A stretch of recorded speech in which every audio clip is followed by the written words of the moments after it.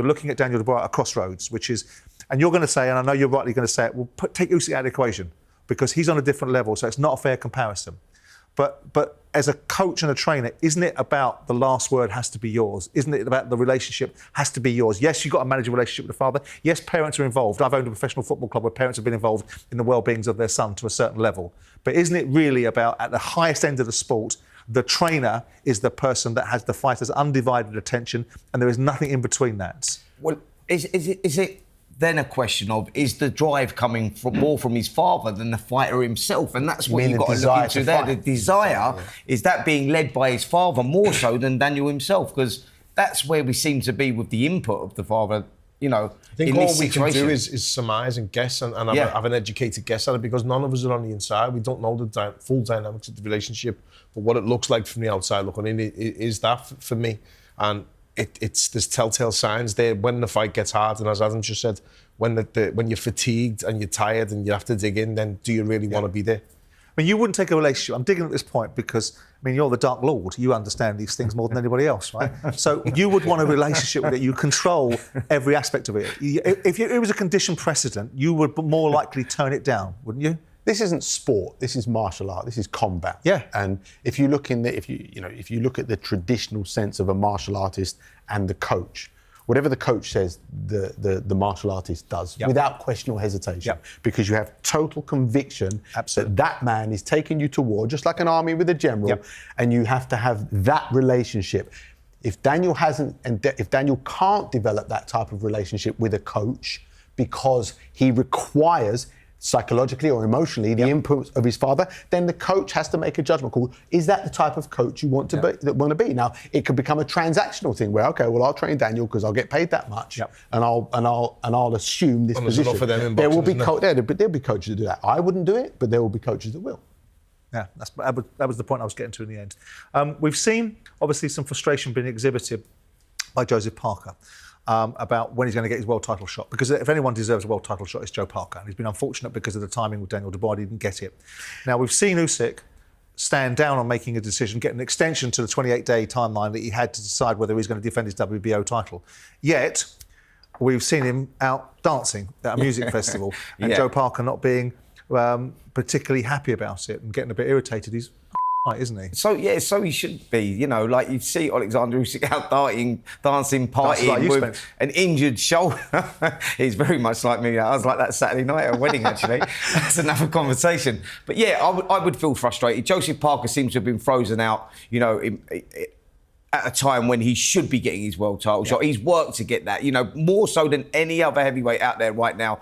Alexander Usyk is not just holding up the WBO title right now, but he's holding up the heavyweight division for all these fighters that we've been talking about on this show getting their shot. And these fighters may have to mix it with each other before getting their shot. And that's sort of unfair, really, because one of them's going to lose and he's going to have to climb the ladder again. You go like, so Usyk really needs to make the decision. Look, he's been undisputed world champion twice. Give the belts up, give the other fighters a chance to go for it. Yeah, and that's pretty much where you're at. I feel sorry for Joseph Parker right now because his next fight will be a tough one against whoever, and we don't know if a world title fight is going to be on the line. Put aside our recriminations about Alexander Usyk, who, by the way, who's pretty much carried himself impeccably for most of his career. I was just going to say that. Maybe he gets a bit of latitude. Can I counter that, though? Is he not in the right to have a bit Exactly of rest? my point. Yeah, This is the thing with boxing, and we love it and we live and breathe it. But a four-belt champion in boxing won't last long, and it never does because there's so many people banging on the door, rightly so, waiting for... My brother's an interim champion at light heavyweight. He's in the same position at the moment, waiting for the belt to be vacated or to be upgraded to full champion to then hopefully defend it against the lineal champion, let's say. But Usyk has earned the right for a rest at the moment. But Paul, given the fight that he's had, in my opinion, quickly on that, mate. The rules are the rules, though. Of course, and that's what I'm saying. When the mandatories come up or whatever, that's why I say, I'm injured. We give him a bit of latitude in terms of the integrity of the man. I think is what Paul's saying. The bottom line is, you know, he probably still is injured and he's not pulling. I don't think anyone would accuse Usyk of ducking anything, right? So do you dance like that when you're injured? He dances like that on the paddle court. I danced around in absolute misery when I was playing on a paddle court. Talking about Joseph Parker, the Ringer magazine have just announced that August 25th at the O2, Joseph Parker versus Fabio Wardley. Yeah, called it. There you go. What do you think to that? Yeah, I think fight. That's been announced. Yes, I love that fight. I think it's a great fight. I think that it's well, actually, it's been reported by the Ring magazine, not formally announced. And their reports are quite accurate. Can I just go back a step, right? Because I wouldn't criticise Usyk.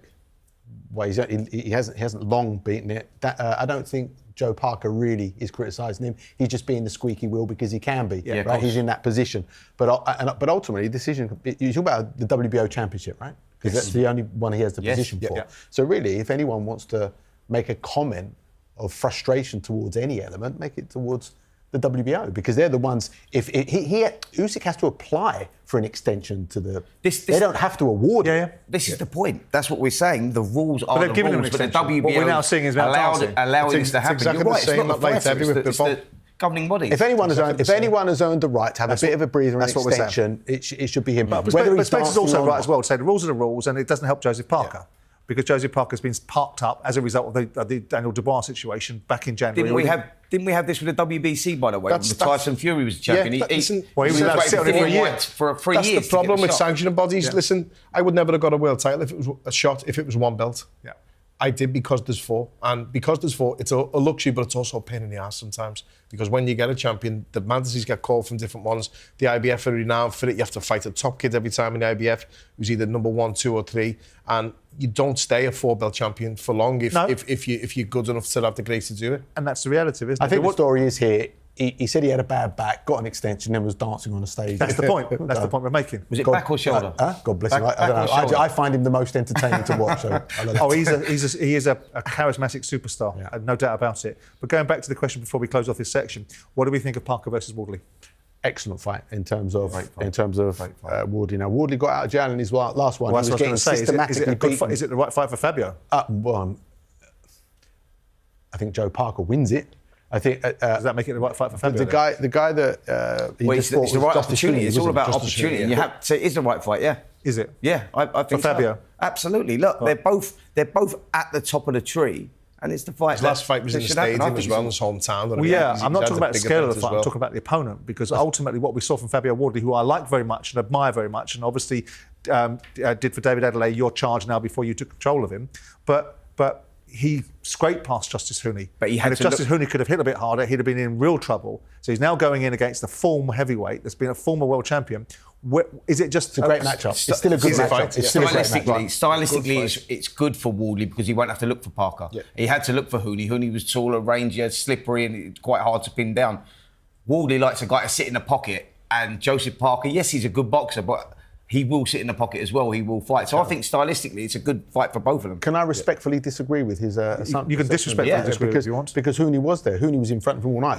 But he's taller and rangy and made it harder. Allow me to retort. Yeah, though. sure. Because Hooney was in range pretty much the entire fight, coming from out of range into the range, but it was how he was doing it. He knew what he was doing. He systematically applied pressure and systematically kept catching Fabio. And Fabio didn't have an answer to that style. He got the one time that the fella came in from out of range with his left hand down, the one time in the entire fight, Fabio threw a shot at the same time, had the power and got rid of him, right? Yeah. Joe Parker won't make the same type of complacent mistake from round 1 to round 12 because he's gone through the middle of the heavyweight division. He's got experience. He's had world champion. He's fought great fighters of his time.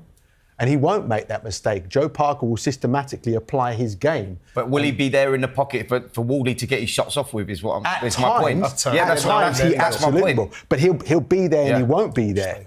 But sorry, my point was that Hooney was right in front of him and he still couldn't catch him. Yeah. Joe Parker's going to be double the problem. So is this?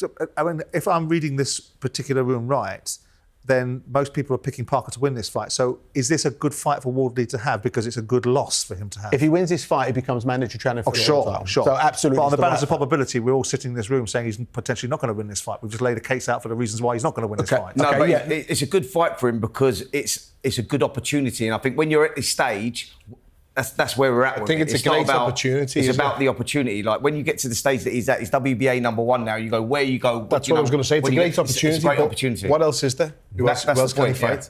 Yeah. That's the same what we're saying before about Dubois. Does he take the step back? Once you get to that level, there's no really stepping back. Risk over gain. There's not much stepping back. If risk over gain, if he beats Parker, what's the gain? Absolutely the opportunity. And if he loses, then people will have picked him to loss in the first place anyway. There's no discredit to him. Against the good fight. We'll wait and see.